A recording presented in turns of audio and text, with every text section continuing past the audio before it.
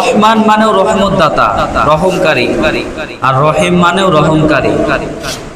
দুইটার অর্থ একই কিন্তু তাৎপর্য আলাদা। কেমন? আর রহমান এই নামটা আল্লাহ তাআলার, এই নামটার তাৎপর্য হলো এই রহমান নামের যে রহমত আল্লাহ নাজিল করবেন, সেই রহমতটা সারা বিশ্বের সকল জীবের জন্য, সকল কিছুর জন্য। ইহুদি, খ্রিস্টান, হিন্দু, মুসলমান, বৌদ্ধ সহ যাবতীয় যত ধর্মের মানুষ আছে, কেউ কিন্তু না খেয়ে বসে নেই, আছে নাকি? আমাদের আশেপাশে যারা হিন্দু আছে তারা কি না খেতে পেয়ে মারা যাচ্ছে? নিশ্চয় তাদেরও রিজিকের ব্যবস্থা মহান রব্বুল আলামিন করে দিচ্ছে। আমাদের আশেপাশে মুসলিম বাদে অন্য যত বিধর্মী আছে তারা কি না খেতে পেয়ে মারা যাচ্ছে? না, তাদের উপরেও আল্লাহ তাআলার ওই রহমান নামের রহমত আছে বলেই তারা তাদের রিজিক আল্লাহ তাআলা নাজিল করে দিচ্ছেন এবং তারা তাদের রিজিক অনুযায়ী খাবার ঠিকই পেয়ে যাচ্ছে। তারা না খেতে পেয়ে মারা যাচ্ছে না।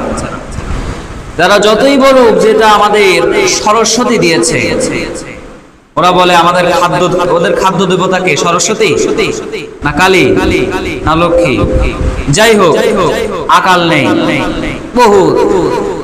ওরা যতই বলুক আমাদের অমুক দেবতা আমাদের খাদ্য দেয়, বস্ত্র দেয়, বাসস্থান দেয়, না, আল্লাহ বললেন আমার যে রহমান নাম রয়েছে এই নামের তাৎপর্য হলো তামাম পৃথিবীর সকল জীব, গাছপালা, নদী নালা, খাল বিল, পশু পাখি, মানুষ সকলের উপরে এই রহমান নামের রহমত নাজিল হয়।